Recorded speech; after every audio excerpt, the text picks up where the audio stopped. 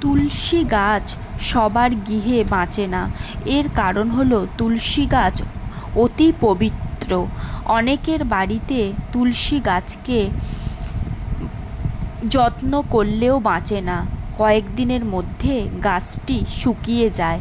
এর কারণ হলো অতীতে সেই গৃহে কেউ তুলসী মাতাকে সম্মান করেনি। এছাড়া গৃহে যদি পিতৃদোষ থাকে তাহলেও তুলসী গাছ বাঁচে না। গৃহে যদি বাস্তু দোষ থাকে বা প্রতিদিন ঝগড়া বিবাদ কলহ ইত্যাদি যে গৃহে লেগে থাকে সেই গৃহে তুলসী গাছ কখনোই বাঁচে না। তুলসী গাছে মাতা লক্ষ্মী বাস করেন, তাই তুলসী গাছকে প্রতিদিন ভোরবেলা স্নান সেরে পুজো পাঠ করলে অত্যন্ত ভালো ফল পাওয়া যায়।